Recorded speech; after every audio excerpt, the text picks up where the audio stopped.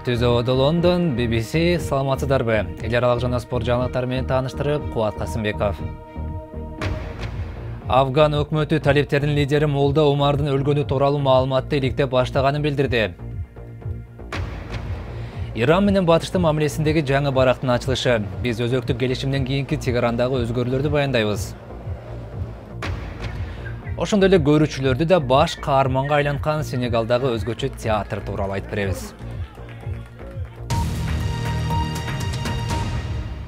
Афган өкмөтү талиптердин лидери Молда Омардын өлгөнү тууралуу кабарлар иликтенип жатканын билдирди. АКШ 10 жылдан ашык убакыттан бери кармалбай келген Молда Омардын башына $100 миллион сайган. Афган президентине жакын булактардын айтымында талип лидери соңку 2 же 3 жылдан бери өлдү деп саналып келген Афганстандагы талиптер азырынча маалымат бере элек. Бирок Афган президентинин өкүлү бул билдирүү менен чыкты. We're aware of the reports about passing away of Mullah Omar, the Taliban leader. Биз Талибан кыймылынын башчысы Молда Омар каза тапты деген маалыматтардан кабардарбыз. Учурда аларды текшерип жатабыз. Иликтөөлөр бүткөндө массалык маалымат каражаттарына жана Афган элине кабардын чын бышыгын тастыктап беребиз. Жаңы эле келип түшкөн маалыматтарга ылайык Афган өкмөтү Молда Омар 2 жыл мурда өлгөнүн тастады. Эскерте кетек, дал ушул Молда Омар 2001 жылы жоголуп кеткенден бери эл көзүнө көрүнгөн эмес. Ошентсе да ал Америка катуу издөгө алган адамдардын бири болчу. Талиптердин бул лидери тууралуу дагы кандай маалымат бар? Молда Омардын аты 1996 жылы кеңири белгилүү болгон. Талиптер ага Амир Уль Моминин наамын ыйгарып, лидер кылып шайлашкан. 1 жылдан кийин талиптер өлкө түндүгүндөгү Мазари Шариф шаарын колго алышкан. Молда Омар Усама бин Ладенди өткөрүп берүүдөн баш тарткандан кийин 1998 жылы АКШ ракеталары анын хостогу позицияларына соккурган.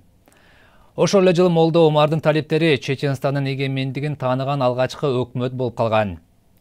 2000 жылы болсо талиптер апиим айдоого тыюу салган. Дал ошол учурда Афганстан дүйнөдөгү негизги апиим өндүргөн өлкө болчу. 2001 жылы Афганстандын Бамиян Будда эстеликтери талкаланып, Молда Омар бутпарастыкка каршы согуш баштаган. Ошол эле жылы АКШ менен Афган күчтөрү аны жана Усама бин Ладенди издөөнү улантып жатканда, Молда Омар Кандагардан качып кеткен.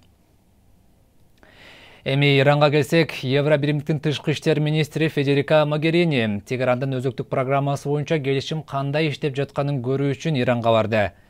Иран бул келишимдин чегинен чыкпоого убада берди. Өлкө ичинде болсо, макулдашуудан кийин чыныгы өзгөрүүлөр болот деген үмүт чоң. Европанын жогорку даражадагы дипломаттары Иранга аттанууда.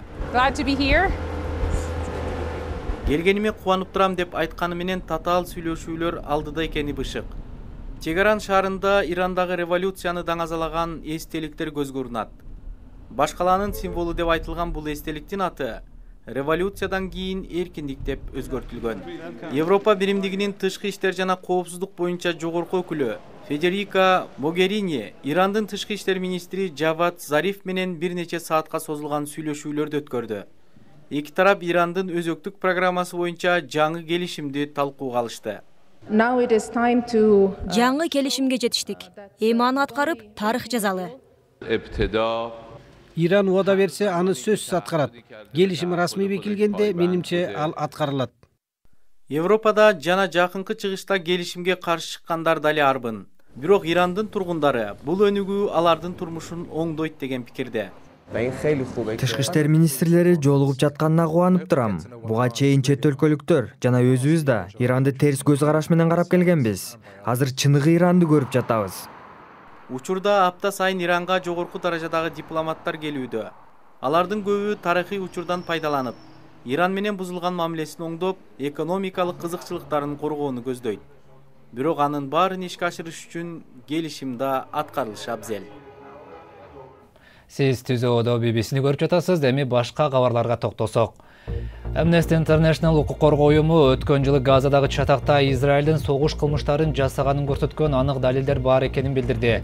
Уюмдун айтымында Израиль бир офицеринин барымтага алынышына жооп кайтарган маалда калк көп жашаган аймакка 3 күн бою ракеталар жаап турган жана андан кеминде 135 киши мерт болгон. Израиль бир жактуу деп бул баяндаманы четке какты. Түрк президенти Эрдоған расмий сапар менен Кытайга келди. Бул визит уйгур мусулмандарына жасалган мамиле боюнча эки өлкөдө ача пикир жаралып турган учурга туш келди. Орозо маалында уйгурларга чектөө киргизилди деген маалыматтан улам Түркиядан нааразылык акциялары өткөн эле. Түрк президенти Кытайда соода жана узак аралыктагы ракеталарды сатып алуу маселесин талкуулайт деп күтүлүүдө. Америкалык турист Зимбабведеги атактуу арстанды атып өлтүргөндөн кийин 2 адам мыйзамсыз аңчылык боюнча сот жообуна тартылууда. Сесил аттуу арстанды аңчылыкка кызыккан америкалык стоматолог Волтер Пальмер атып алган. Ал бул кадамына өкүнүп турганын, бирок мыйзамдуу эле аңчылык кылып жатам деп ойлогонун айтты. Компьютер гиганты Microsoft жаңы Windows 10 операциондук системасын ишке киргизип, акысыз таркатууга өттү. Бул система азырынча компьютер жана планшеттерде иштейт. Кийинчерээк телефон сыяктуу жабдыктарга дагы ылайыкташмакчы. Гвинея, Мавритания, Испания жана Франциянын театр компаниялары Сенегалдын борбору Дакарга театр фестивалынын форумуна чогулушту. Жыл сайын өтүүчү бул иш-чара спектакльдерге гана эмес, коомдун көйгөйлөрүнө да көңүл бурат экен. Кызыгы, алардын шоуларында көрүүчүлөр да негизги роль ойношот. Дакардын белгилүү конушундагы бул мектептин класстары театр семинарларына көп болууда. Сенегалдын таанымал актеру Мамаду Диоп жаштардын чеберчилигин өстүрүү менен алек. Менин мекеним Мавританияда театр өнөрүн үйрөткөн мектептер жок. Андыктан бул мен үчүн жакшы мүмкүнчүлүк. Башка класстарда чет өлкөлүк компанияларда иш үстүндө. Каармандын көркүн чыгаруу үчүн катышуучуларды машыктырып жатышат. Бирок театр форуму аткаруучулукту гана үйрөтпөйт. Маселен, бул спектакль жаш жигиттин түрмөдөн кайтышын көрсөтөт. Комедия болгонуна карабастан, кадыр эсе жашоого кайтып келүүнүн оорчулугун айгинелейт. Аздан соң аудиторияда оюнга катышып, алар ар бир каарманга баа бере башташты. Дебатты атайын арачы тескеп турат. Биз маселени көтөрөбүз. Аудитория өзүнүн пикирин айтып, чечим сунуш кылат. Көрүүчү сахнага чыгып, каарманга айлана алат. Ошол кырдаалда өзүн кандай алып жүрөрүн көрсөтөт.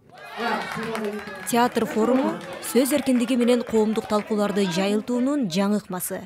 Ал жакыр коомчулукка пикирин ачык айтууга шарт түзүп берет. Айрымдар бул ыкманын өнүгүшү менен көбүрөөк эл чечим кабыл алуу процессине катыша алат деп ишенет. Европанын футбол биримдигинин башчысы Мишел Платини ФИФАнын президенттигине талапкер болорун тастыктады.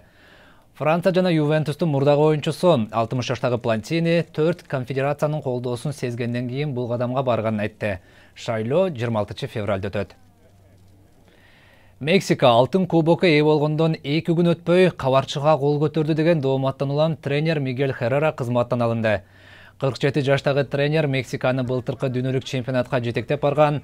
Ал 2013 жылдын октябрь айында кызматка келип, Мексиканын 6 жума ичиндеги 4-чү тренери болуп калган. Херрера соңку кадам үчүн кечирим сурады. Жаңылыктардын соңунда көңүл жылыткан өзгөчө кабар. АКШда оорудан улам 2 колу, 2 бутунан ажыраган 8 жашар балага донордун колдору тагылды. Зион Харвей жаңы колду болгонун түшүнүксүз бирок жакшы сезим деп атады. Хирургтардан турган 4 топ өтө татаал операцияны ишке ашыруу үчүн 11 саат алып урушкан. Харвей ооруканадан чыкканга чейин бир нече жума физикалык реабилитациядан өтөт. Айтмакчы, Зион 2 колу тең трансплантация кылынган алгачкы бейтап болуп калды.